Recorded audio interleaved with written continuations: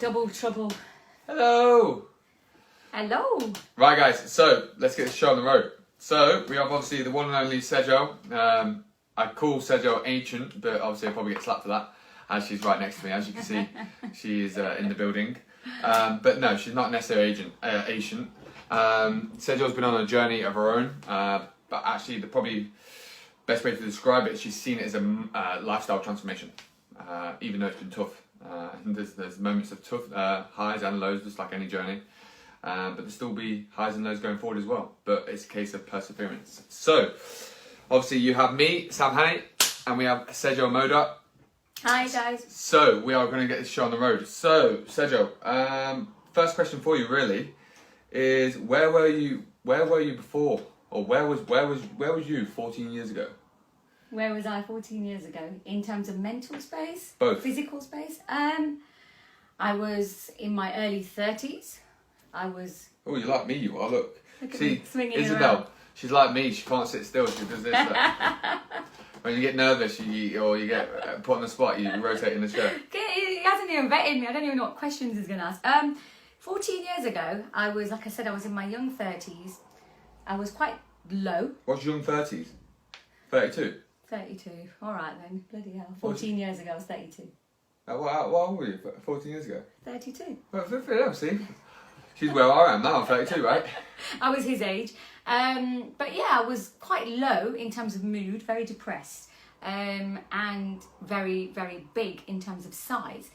Compared to what I was when I was a young girl. When I got married, I was something like, I think I was about 7 stone when I was married. When I got married, I was a size 6. Is that Raj's fault? It's all Raj's fault. I'll blame everything on him. No, not really. I think it was just a combination of being married very young. So I got married at 18. Oh wow! You don't really hear about that now, do you? It was it was a bit like a gunshot wedding. Not that we were forced. That I didn't like Raj. Me and Raj, I've known him since I was 14 years old. But we, in Indian families, they don't sometimes, you can't tell the truth. They didn't like me having a boyfriend. So we went to uni together. And the first week of Freshers Week, my dad found out that I'd gone with the lad. And we actually moved in together. So he came... Well, you could do that in Freshers Week. You can't do that now, can you? No. Like Freshers Week, you don't move into someone's house. No, yeah, we moved in together in a flat in Manchester. What, in Freshers Week? So Yeah, basically you was girlfriend and boyfriend in Freshers Week? We were already girlfriend boyfriend since age of 14. Oh, okay. But we decided to go uni together in Manchester, and rather than halls, we got That's a place. massive commitment for a man. Yeah, massive commitment. I mean, I told him he's got no choice. Anyway, we moved in together, and my dad found out 4 days later. How did he find out? Someone who knew that we were going away had kind of snitched on me. To my parents. That's a big thing, though, isn't it? Just guys going to uni, yeah, but actually, you know what? I actually went and moved in the flat with my boyfriend. Yeah. Actually, in uni. Without the parents knowing. So he That's came. the opposite, yeah, right? That's yeah, the opposite. It's the opposite, yeah. What made you do the opposite? I don't know. I was just a bit of a rebel. Was Raj like up for it? Or was he? Yeah, or he was well up for it. As well? No, he was well up for it. We thought we were this cool couple. Yeah, we're gonna make things work. We're gonna, live together, go uni, have a good time. And anyway, we got caught. My dad came to Manchester, drove all the way, and he knocked on the door. I looked through the window. It was my dad standing there. I was like, oh my God. Anyway, he found out that me and Raj were staying together, took me back home and said, you're not going to uni anymore. You're staying with me unless you marry Raj. So what did I go and do? Got married 4 days later. Did you? Yeah. How many people did you have at your wedding? Quite a lot because my parents, although What, my dad... 4 days? Well, the thing is, I got legally married, as in went to the registry office. It was about 300 people. And then, 9 months later, he gave me an Indian wedding because people were asking, is your daughter really married? Because in our Indian Hindu tradition, we didn't have the Indian ceremony. So yeah, then 9 months later, we got married. So you can imagine, I went to uni on the first day as a miss. I went a week after and changed my name to Mrs. And the first thing my lecturer said to me was, have you gone mad? Mate, guys, 4 days to get married. I don't think I'd be... I'm glad mine's taking 3 years. Yeah, so we got married, and from there, I think I had a lot of pressure, and so did Raj. And the pressure of family, the pressure of being an Indian daughter-in-law, making sure that I do study, because my dad and my parents thought, well, that's it now. Now you're married, you're going to everything's down the toilet. We told you you're going to waste your life away. So it was a hard time. So that's when I started eating. I found comfort in eating. I thought eating made me feel happier. So when I was at uni, it was obviously you're going out, you're drinking, but you're eating, and eating became quite a big thing. How you going out? You got a man. How you going out? Well, with him, you know. What, you guys went out together just all the time? Yeah. We never went out separate. We're like joined at the hip. Still are. Wow. Yeah, so that's where it started. So that was me. I'm talking about before, obviously. So you my got uni days. So when did you get pregnant at uni or finish? I got pregnant at uni. Did you? Yes, in my second year. I finished my second year, and what was you doing? I was doing law and economics. Yeah. Law and economics. You've got to be a buff to do that. So I did my second year. What did Raz do? I got no. He did computations at UMIST University. What the heck was computation? At that time, it's basically what you'd call IT and business or whatever now. So yeah, we went. So I got pregnant, which I didn't know. In my second year, after summer, we went to Tenerife. We thought, let's go for a little mini holiday. I kept on being sick, and I thought it was the drinking and going clubbing at night. Raj would make old school now, isn't it? Yeah, You know when you're pregnant, you don't not meant to drink in that. And yeah, said, but I didn't know I was pregnant. So Raj said to me, "Said you're putting on a bit of weight, like your stomach's going a bit round." And I was like, "It's all the food and drink." But I didn't realise I was pregnant. He'd make me run around the tennis courts, Raj, do you remember, in Tenerife, around and round, saying, "You need to lose weight, let's run." And I'd run around the tennis courts and get shattered. Anyway, came back from Tenerife, went to the doctors because I'd fainted one time. I said, I don't feel well, something wrong with me. Took a blood test, found out I was pregnant, 4 months pregnant. Oh, is that how you found out? Not normal way? No, not normal way. Just went for a blood test, thought I was anemic and ill because I kept on passing out. How did you tell Raj? I started crying at the doctors, and then I went home and I sat him on the bed and I went, "Oh, Raj, I've got some news." You know what? He was great. Was it? Like he always is. He was very supportive. Said, "Don't worry about it, Sej. We're married. We'll sort it out." But I think the pressure that you get at that age, thinking, "Oh my God, I'm not, young girl. I've still got 1 year of uni left. What am I going to do?" But anyway, I had Gianni, and I never regret it. He's a lovely boy, and he's the apple of my eye. Man of the house now. Yeah, man of the house. We had Gianni, and I took a year out with Gianni. And then when he was 6 months old, I went back to uni. Oh, nice. But we'd already moved to Leicester because Raj had got a job in Birmingham, so we moved in with his parents. And I wanted to go to Leicester Uni. So rang up, said, "Look, I've done 2 years at Manchester. I have a first in both years. Can I come do a course?" And they said, "No, because we don't have a course like this. It's very different. You'll have to repeat the second year." I was like, "I ain't repeating a second year." I was like, headstrong. I'm not repeating another year. I've only got 1 year left. So then I rang Nottingham Uni, Birmingham University, everything around. And they wouldn't take me on because they said I'd have to repeat the second year because this course was slightly different at Manchester. So what I did was went back to Manchester. So I'd travel every day from Leicester, wake up at 4, get Gianni fed, looked after, and then I'd go to uni, drive to Manchester, all the way every single day. That's hard work, right, guys? Yeah. 4 o'clock all the way to Manchester and back. And then I'd come back about 7 p.m, get Mario, because Gianni was looked after by my mother-in-law and my mum. They both helped out. And one day at nursery, come back, feed him, look after him, do the nights. He'd never slept through the night. I'd get about 4 hours sleep and then back to travelling again. And that's where my weight started piling on. So it was chocolates in the car, crisps in the car, didn't look after myself. It was all about getting to university. I'd come back, I'd do my dissertation till God knows what time in the morning. Weekends was all about feeding. Where's Raj in this? Raj is working hard. Raj is sitting on the sofa. No, Raj was, bless him, working hard. So he'd got a job in Birmingham at that time. So he was working, earning the money, just so that we can get a bit of money to leave his parents' house to, start afresh, start a new house. It was a hard time, and that's when my weight started piling on. I didn't What age realise. was you when you finished your thingy then? So I finished university at 22. And Gianni came to my graduation. I still remember.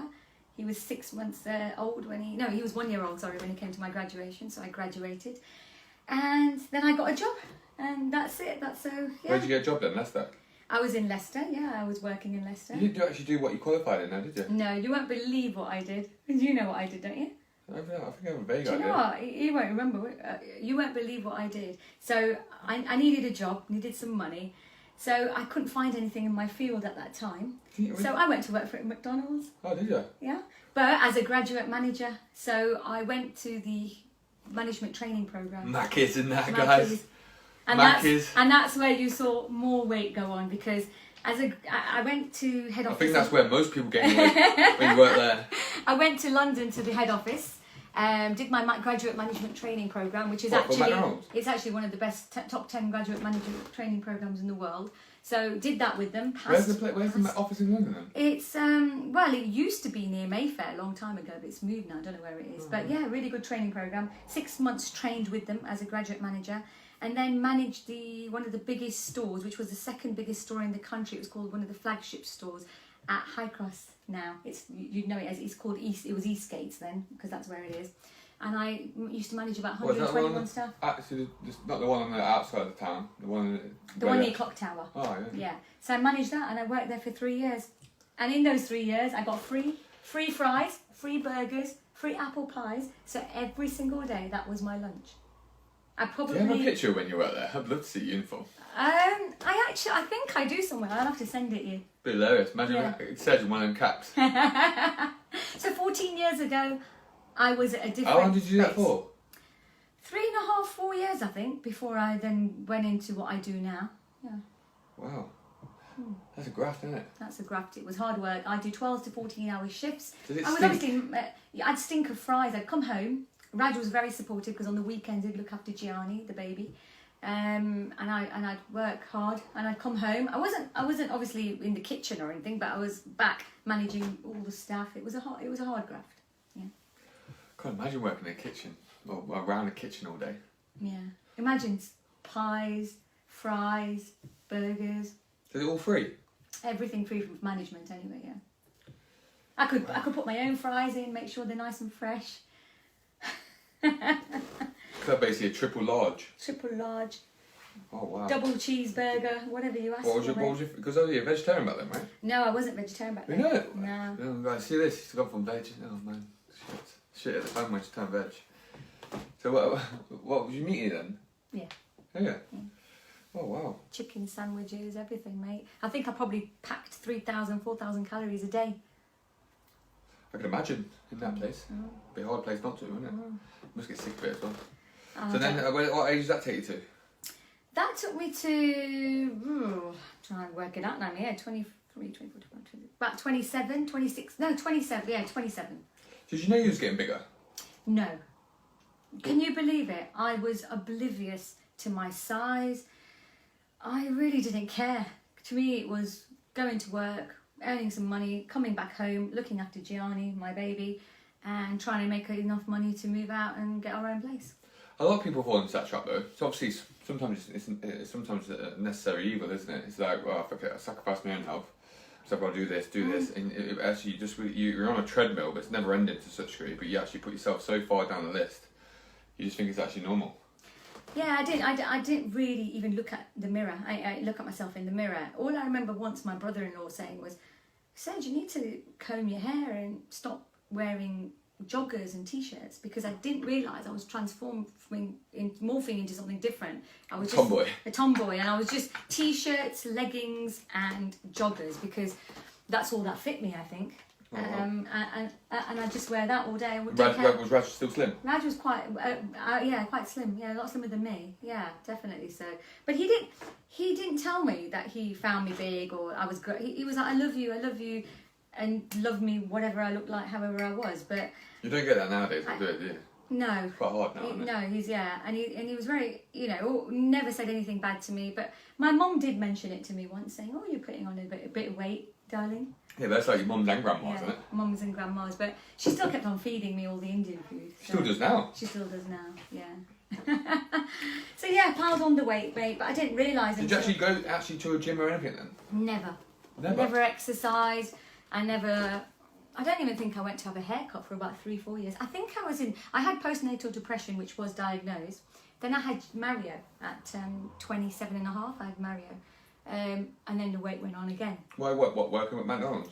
No, I'd just finished there, and I'd started at another place with social services, where I was looking at helping families who had children and they were having trouble. You was on that. You started that job for quite a long time, though, right? That was 3.5 years, and then I went into domestic abuse services, Yeah. and I worked in domestic abuse. So yeah, I worked there, and I had Mario. So I got pregnant, which gave me another excuse, because in my head, pregnancy was I'm eating for 2, which is absolutely wrong, and I'd eat more Not necessarily wrong. Well, Logistically, there's 2 people there, but yeah. the idea of eating 5,000 calories. Yeah, I think probably, yeah. So I'd eat loads, and then after I had Mario, my weight went on again. And it was only when, you're saying 14 years ago, I went on a holiday to Dubai, and Raj had taken loads of pictures. We came back, and in those days we didn't have phones, you know, you wouldn't have pictures on the phone. He got some developed, and we were looking through the pictures, and I went, "Who's that?" And he went, "That's you." And it was me in a swimming costume, and I could not believe it. I actually started crying when I saw that picture, and I was like, "Oh my God, is that me?" I reckon I pretended to everybody I was a 14. I think I was about 16, 18. I was a big, large woman. 20. No, I was and I was like, "Oh my God, is that me?" And he said, "Yeah, don't worry, I love you the way you are." And I was like, "No, that I look awful. I look horrible, Raj." And it really made me, you know, well, it made me cry. And then I thought I'll go on some shake diet. You know, all these people go on these, what is it, Lighter Life or some crap like that. So I contacted some woman, went on Lighter Life, lost about half a stone with that, and then went back to normal eating and put probably half a stone more than I was originally. That does happen, right? You go from liquid to full food and liquid again. Full food, yeah. So that wasn't a very good thing. And then I started noticing that I wasn't looking right. I'd look in the mirror and think, "Oh my God." I'd go to the shops and buy something and say, "I don't want to buy these clothes because I look awful." So my depression spiraled more, and my comfort was food. Do you remember depression? Because obviously people don't really talk about it, really, do they? About depression and stuff. Was yours like did it feel like an ongoing thing from the moment you had obviously Johnny all the way up? Because obviously you didn't really recognise you had it, and then to there, or did it come and go? Did it switch on and off? I think I was depressed constantly, but I only recognised it once I started sitting with people and talking about it. So I did have someone who I used to talk to at work, and then recognised that you said you're quite low. I think it's your mood. You're quite depressed. And I went to doctors once as well, and they kind of diagnosed me as having depression and gave me depression tablets as well. And then my health spiraled out of control, because if you're so overweight, I have asthma. My asthma was getting bad. I'd go up this flight of stairs at home and I'd just be tired, out of breath. And the doctor said, "You need to lose some weight just for you to get better." Started having a lot of issues with my health, like I said. And I thought, right, I've got to do something about it. So I went to my cousin's house, and she'd lost quite a lot of weight. So I said to her, "What are you doing?" And she went, "I go to something called Results Weight Loss. They do like these outdoor boot camps." And I said, "Oh, I'd like." What was your cousin's name? Sorry? What's his cousin? Shrina. Do you remember Shrina Kagram? You probably long time ago, mate. This is when you were a little boy. A little boy. Little boy. No, So I said, boy. "Oh, I'll try that. Can I have a go?" And she went, "Oh, I'll talk to the guys, and you can go to a boot camp, a women's fit camp." So I said, "Yeah, I'd like to go along," and that's where my journey started. Women's fit camp. Which one did you do? Abbey. I did Abbey. I did Syston, and that's where I met you when you did some of your first ones at was it Reek Valley College? Yeah, indoors, wasn't it? Indoors, yeah. And Mars Bar. And the Mars Bar. So I went. This is great, guys. This is Sam for you when he's a young 18. Was he 17, 18? Probably 18. 18? 18. Came to deliver a boot camp at Reek Valley College. This is many years ago, 14 years ago. And he's sitting there having a Mars bar while we're doing burpees and working out. He had no clue. Were you a builder before? Were you doing some building work with your dad? I think I was just thinking around finishing. I was at college, and then obviously Joe said, "Oh, just do this class," and then obviously I got hungry, and I started eating a Mars bar. We're doing squats, guys, and he's eating a Mars bar. That was Sam in those days. He's not like that anymore. I didn't understand food behaviours back then, guys, and obviously people who had struggles with food. I'm just eating a Mars bar and being nice and slim. He was so skinny. But yeah, I wouldn't do that now. If I did that now, I'd probably get slapped. Yeah. But yeah, I probably slapped someone else. He probably slapped someone else. And I got slapped. I got told off quite a lot. Bit less than that. So for me, it was that picture that started the journey for me, recognition. So I think first thing is people need to recognise that they're in a bad place, or that they need help, or they need support. And then from that, I came, like I said, to the women's fit camps, and that was 14 years ago, and I've never left. I never looked back. I've had some peaks and troughs, I've had some ups and downs, through that journey, but I've stuck with it. It's interesting though, isn't it? Because the ups and downs are, we don't have to go into detail, but the ups and downs, again, people, I think, I've always liked to put across on this, where people think that fat loss is a finite, it's going to be finished, there's an end point to it, there's no need to continue to train, or no need to continue to look at your nutrition, but fundamentally, we don't know the future, do we? We've not missed it, Meg. We don't know, we didn't know COVID would come, right? We didn't know this would happen. We didn't know that would happen. And if we did, we could probably cope with it and probably assess ourselves in a different manner. But actually, in reality, probably we wouldn't, because we're very reactive as creatures. So therefore, the ups and downs, inevitably, all you're doing is doing the work now to age yourself through them ups and downs, right? Exactly. And obviously, 14 years is a long time. A very long time. Long time. Yeah, he's already said to me, in fact, when I'm gone in the future, he's going to have a bench with my name on it, aren't you? Put Sej. Sej was here. You're right. It's a constant journey. People think I'll join a gym, quick fix, and then once I've got to the size and weight or whatever I've got to, I'll leave, because I'm there. It's not.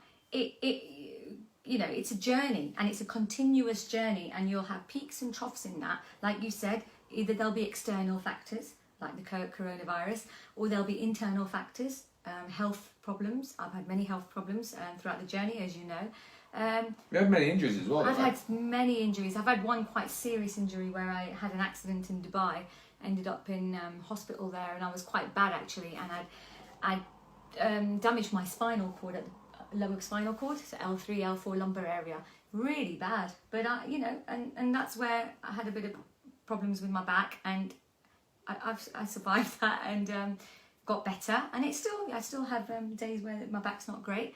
And then I've had a couple of knee injuries and ankle injuries where I went dancing at my cousin's wedding. On a table. Oh, yeah, with heels on, and had a fall and snapped all my ligaments in my ankle. So my ankle always is quite swollen, and but I had loads of injuries, haven't I? Many injuries, and then obviously all self-inflicted personally. Yeah. I didn't do jack on them fronts. But throughout that journey, I never once thought, okay, I'm gonna leave now. I'm not gonna go to the gym. I'm not gonna go to the studio. I'm not gonna get the support. I carried on, and I think for me, it's perseverance. When people say, what is the key to your journey? It's perseverance, and it's commitment. If you don't have that commitment, then don't do it. Would you say it's commitment to yourself? It's commitment to myself, and it's my journey and my journey alone. So when it's fine with like my boys, Johnny, when he was 16, he came to UFit, didn't he? And he's now 23. Raj has come and gone before, and he's back again. I think that's where Mario needs to come next. Yeah, Mario needs to come next. Definitely. Give him a year benchmark. But we do it as a collective, and everybody says, yeah, we do it as a family, we do it as this. But at the end of the day, it's you didn't individual. Know, did you? Because you did it at some point. Remember, the interesting thing, your family were there, then it all broke off again, right? Because obviously, Raj went to London to work. Johnny went, studying and stuff like that. So therefore, it did separate. But there's an element, obviously, the thing is as well. Remember, in your household, obviously, when did you turn back to a vegetarian? About 4 years ago. Was that it? Yeah. But you went vegetarian, then we eat meat. No, I went vegetarian. Sorry, I've got it the wrong way around. I went vegetarian about 10 years ago, and then I went back to eating meat 3 years ago, and then I've gone back to vegetarian. Yeah. Yeah, because obviously, remember, in your household, obviously, the challenge what you have is when your boys Mario eats meat, right? No, he's vegetarian. Johnny eats meat. Yeah, Johnny.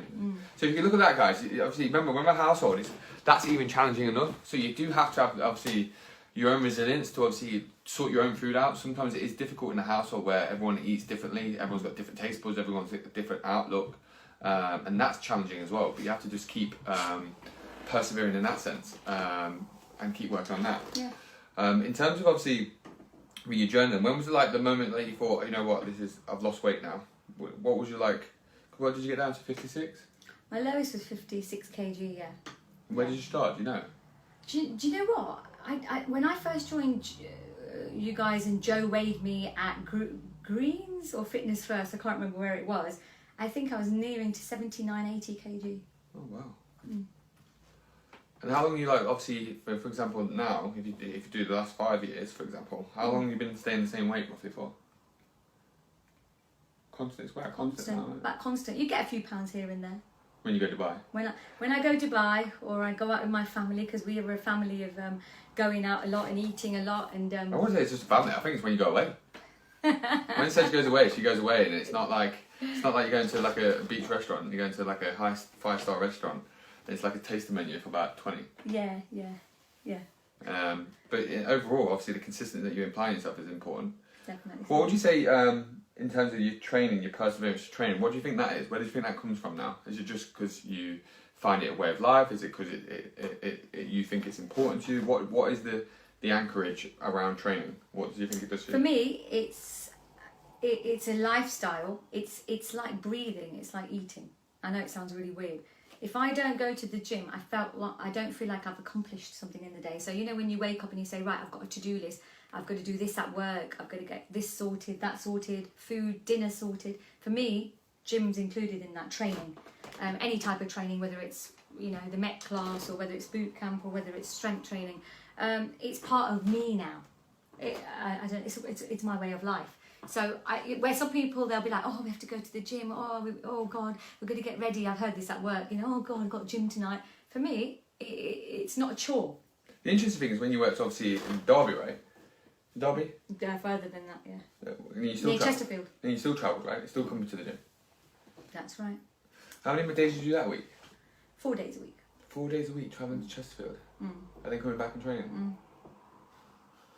Yeah. It didn't matter to me. However tired I was, I'd get home and you'd get the family saying, oh, but you're tired, leave gym today. I'm like, that's the only thing that's keeping me going today, knowing that I'm going to the gym today. So for me, it's a lifeline. So if someone says to me, what's you fit? I'll be like, it's my lifeline.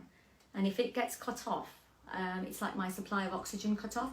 And it's the whole holistic approach. It's not just the training, it's the people, it's how I feel when I enter.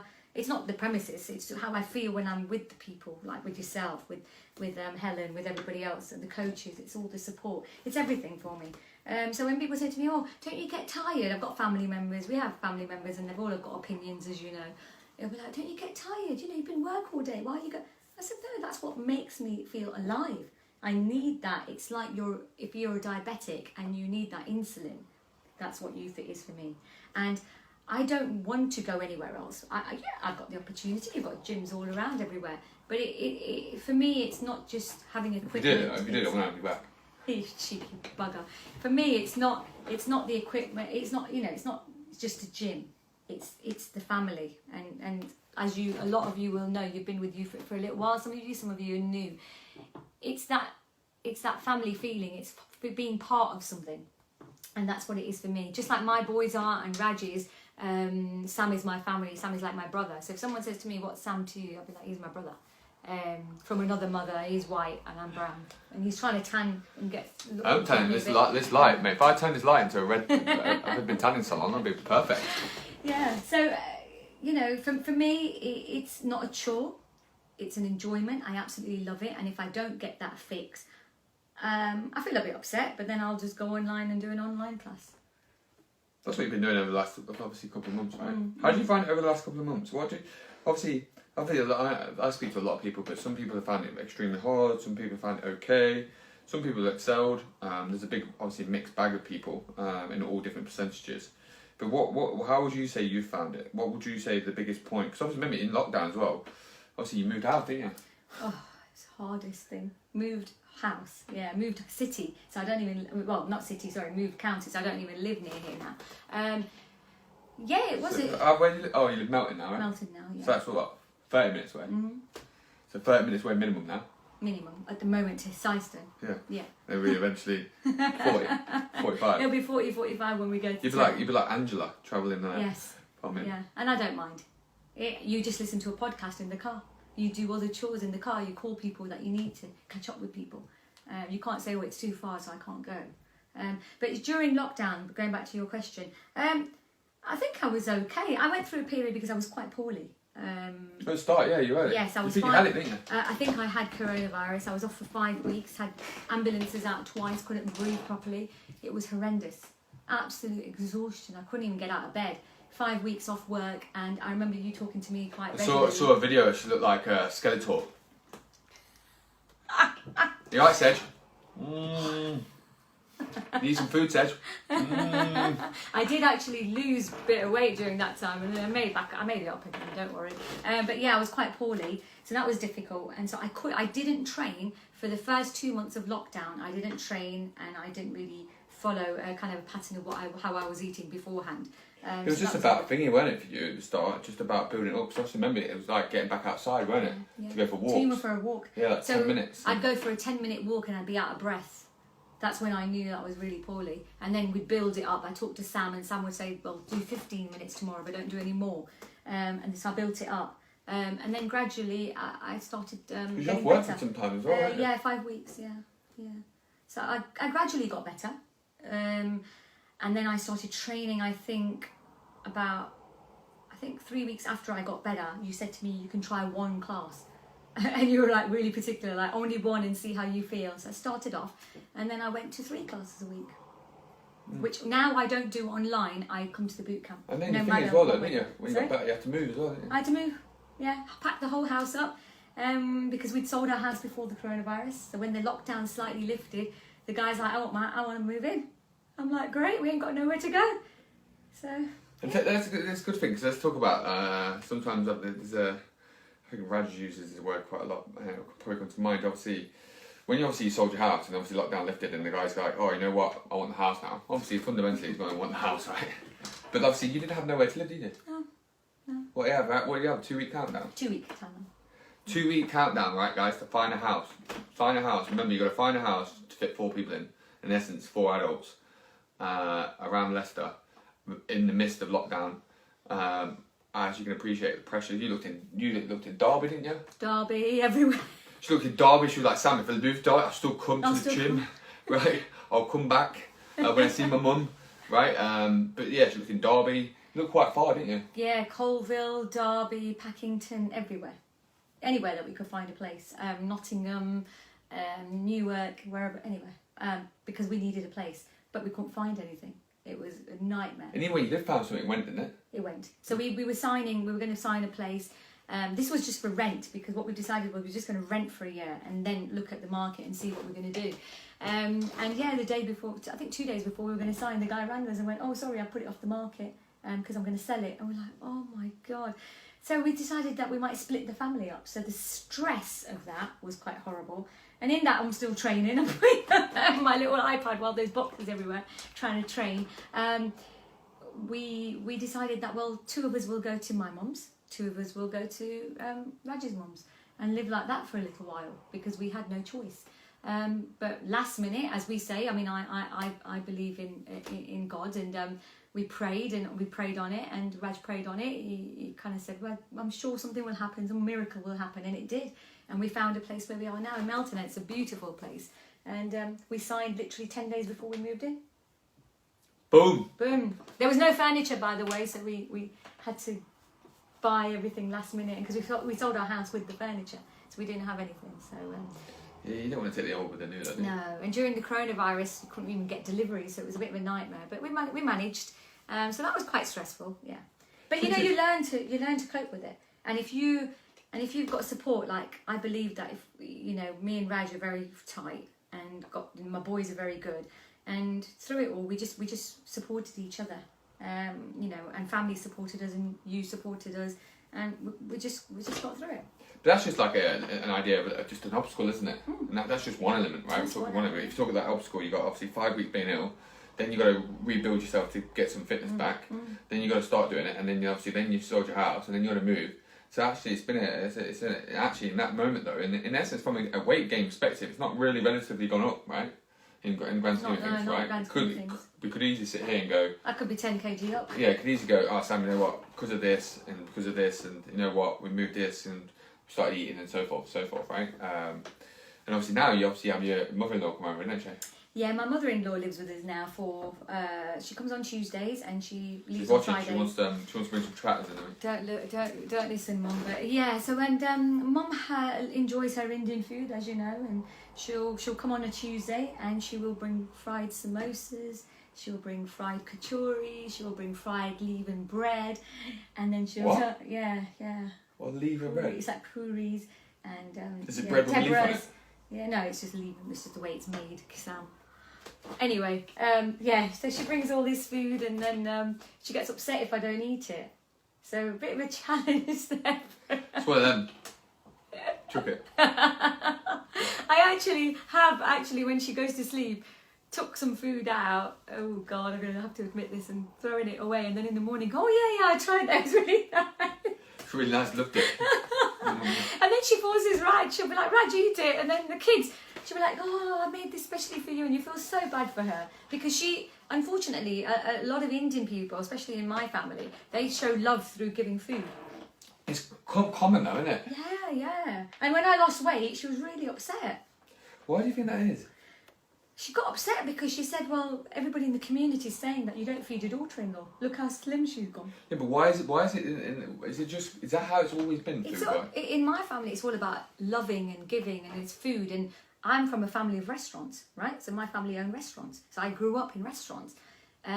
So food it's where the family come together, you all bring food and you eat.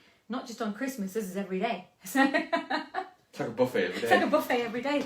And a lot of staple Indian food originally was quite healthy. So you're looking at dals, lentils, some rice, some bread and some green veg. So it was always very healthy. I think it's evolved into much more elaborate, more westernized and more fried food. Before, fried food was just on special occasions like Diwali and other celebrations, Navratri. But now you're finding that you're having it all the time. And people are putting more oil in. So long time ago. Did you teach your mother-in-law the air fryer? Yes, I showed her how to use the air fryer. What did Yeah, she say? she didn't. I don't understand it. Did you not like it? She goes, you don't put oil in it. I was like, no, that's the whole point. Did you not like it? No, Did you try it? She was all right. She tried samosas. I'd air fried some samosas for her. She said she was quite impressed though, because I just sprayed it. Quite impressed. That basically means I'm definitely not impressed. And I sprayed some olive oil on, olive oil spray on there, and I put him in. And she said I'm quite impressed, but as in like they're not the real thing, but not bad. Yeah. So that's a challenge, having Mum round. She's a lovely lady, but Mum's not well, so I have a lot of responsibility with Mum. I do a very hard job in the daytime, so very busy with work. At the moment I'm not travelling, but when it gets back to normal, I will be going up north travelling because I work in a covert unit, so I'll be travelling up and down. So then that's going to be the challenge of how am I going to fit travelling and then getting back to the gym and looking after myself. But that's just another hurdle that I have to go over. It's a hurdle to look after, but it's also one of the things, isn't it? It's like when it gets to that point, I will look at that point then. Yeah. Rather than obviously overwhelming yourself now and going, oh, that's going to happen, or this is going to be really hard. Because ultimately, all you're going to do if you start thinking it's really hard now is just spiral that story. Spiral out of control. And what I've learnt, Sam, and Raj is really good at reminding me of this, is what is worry? Worry is just a thought in our head. It's a figment of imagination about something that's not even happened. And 90% of the time, it won't even happen. So we worry about what we're going to do tomorrow, what we're going to do next week, what we're going to do if the coronavirus doesn't end, what we're going to do if this happens. You can't worry in life. I know it's easy to say this. I mean, everybody worries. I'm not perfect, I worry. But I've learned to give it to to God or to whoever, whatever you believe in, or just to listen to a podcast, relax, do some meditation. Worry is just something that's in our head. It hasn't happened yet. Yeah, so what my coach says to me is it calls it play it out. Yeah. So if you have a worst case scenario, play it out. What's the word? So like, for example, COVID. What if it's here in 6 months? Okay. It could be like this, and this. Okay. Worse than that, go again. Worse than that. And then basically you keep going and keep going and keep going. And actually, like you said, the imagination and some of the things you actually think about are they're distorted. Yeah, you're like, mate, would that really happen? That's bullshit. That's stupid. That's a stupid thing to think about. But again, you've got to play it out though, because if you do it short term, you're just going to stay in your head. Exactly. And that can come from not only thinking about the future and thinking about obviously the travel, the distance, and so forth. But it can actually hinder you now when it comes to weight loss. Definitely. And we as a society, we have this problem with thinking too far ahead and worrying for no reason and making scenarios up that probably won't even happen. And out of the ordinary scenarios that you wouldn't, if you actually think about it, it's like you said, you reflect on it and think, oh my God, that's a bit stupid, that's not going to happen. I have learnt now to live for the day. So I wake up every morning and I'm grateful. And I'm grateful, and I sit there and say, thank you, God. Or even if you don't believe in God, you say, thank you, I'm grateful for being here today, for breathing, because I know that I had struggled breathing, in a few months back. Thank you, I'm breathing. Thank you, my children are safe. Thank you, I'm safe. I'm up, and how productive am I going to be today? That's my mantra in the morning. So I wake up, Raj will do the same, and then we'll go for the day. And then at night time, you review it and say, right, I've had a great day. I've done this, this, and that. Yeah, I might not have achieved so-and-so today, but you know what? There's another day tomorrow. But I do not now. So someone said to me, what's your plans in, a year's time? You're going to have to leave this beautiful house you've got, and then where are you going to go? And I'm like, why are you stressing me now? Right now, I'm going to enjoy what I've got. I've got a beautiful house. I've got a beautiful family. I've got a good job. I love going to boot camps 3 times a week. Even if it's pissing down with rain, I'll go. I'm enjoying the moment. So don't ruin that moment. It's like when you're eating something, you're enjoying it. Why ruin that moment thinking, what am I going to eat next week? Just stick to what you've got.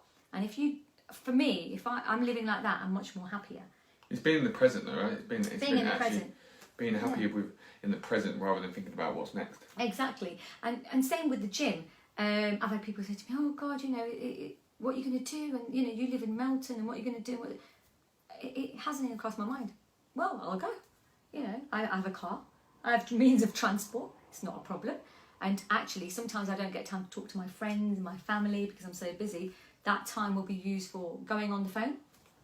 In the distance I'm travelling, I'll be speaking to family, catching up with my friends, listening to podcasts that I don't have time for, listening to music and listening to some, really nice music. There's so many things that you can do. I think a lot of the times we make excuses up that why can't we do it? And even with food, people will say I'll go to a restaurant and they'll comment on, oh, why aren't you trying some of that? And I'll be like, it's not because I don't like it, it's because I don't want to. I've made that decision. And I never used to be strong like that. I used to let people get to me and then I'd succumb to it and go and eat what they're telling me to eat. And I've changed now. Yeah, so basically what you're, obviously there's a pleaser, so you're a people pleaser. I am a people pleaser. But people pleaser is actually something that we go into, right? Oh, I best have that because of this. And then you're a pacifier. So then you pacify yourself, soothe yourself. Exactly. So being a people pleaser is quite a common thing. Because actually people are not ready. People are obviously scared of confrontation. Yeah. Right? Or actually stand up for themselves, which I find ironic, right? Because ultimately we do it in certain aspects, but we don't do it in every aspect. But the thing is, what you've mentioned it. The interesting thing is what I've come across lately is justifications, and it's interesting if you actually wrote down excuses on a piece of paper and you ask yourself if is this real or not real, and then you ask yourself the next question, is it absolutely true? You'd probably say no.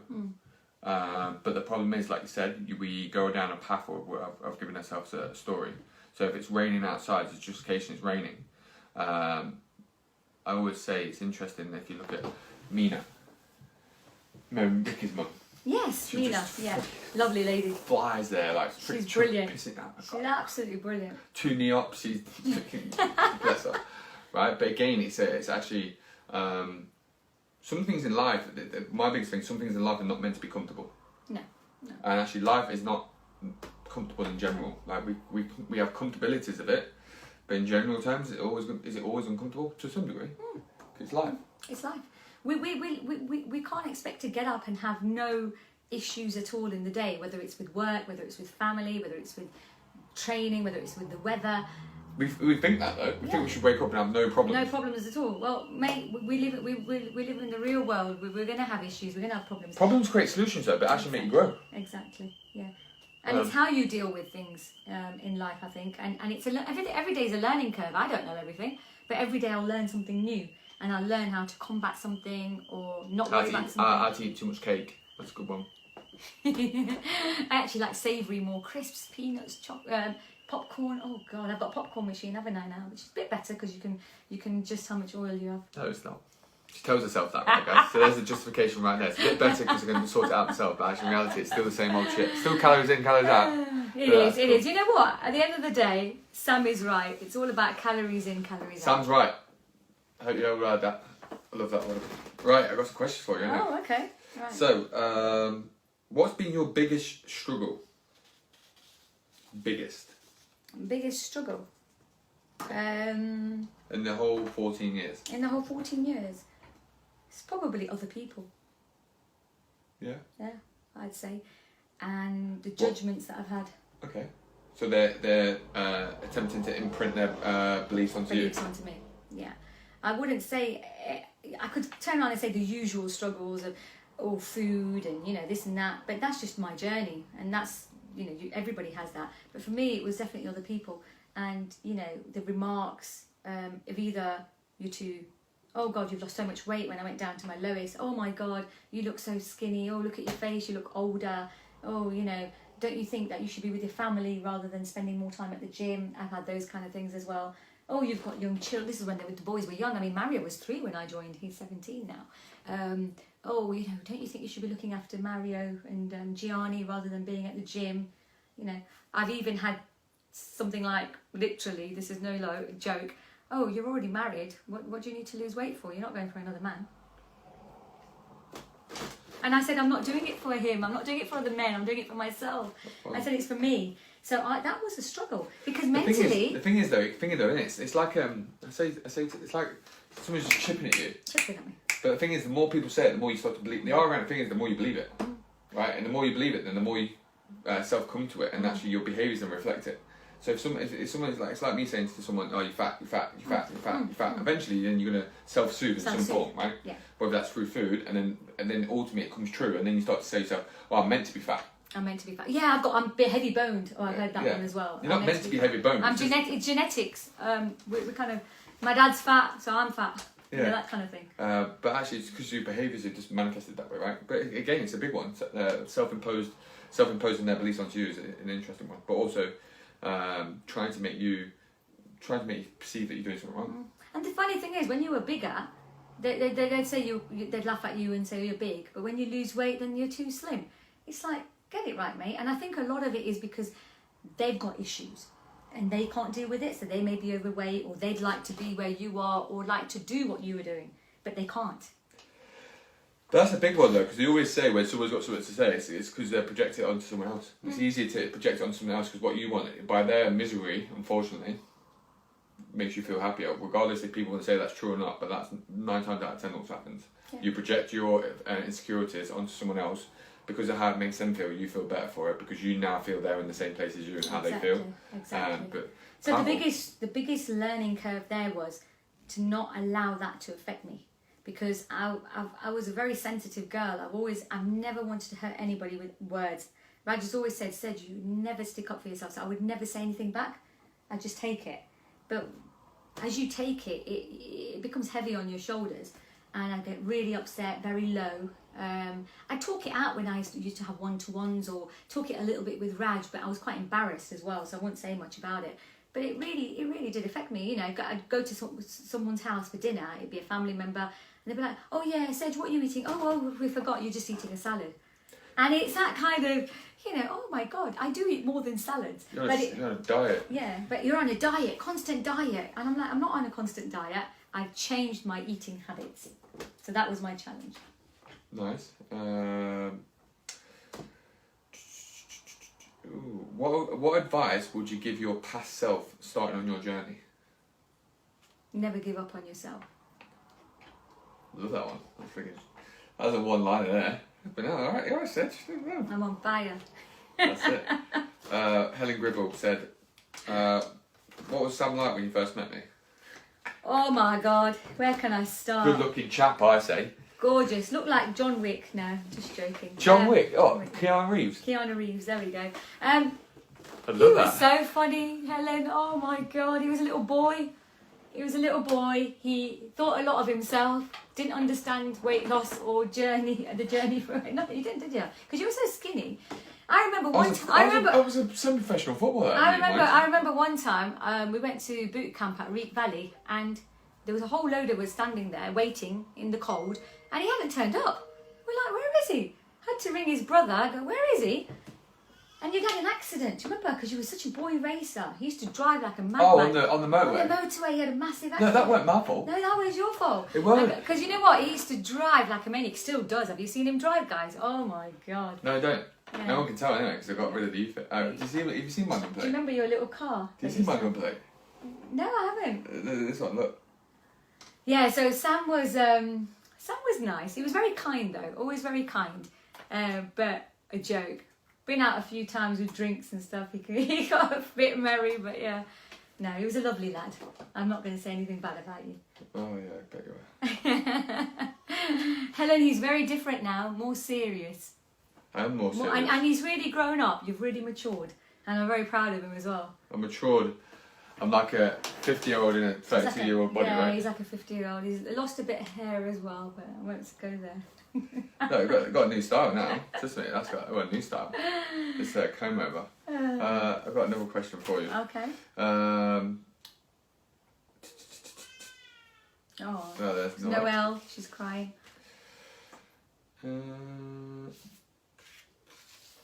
What's next in the chapter for you? What's next? Like I said, I don't plan too much ahead. Is carry on the way I am. Enjoy my life.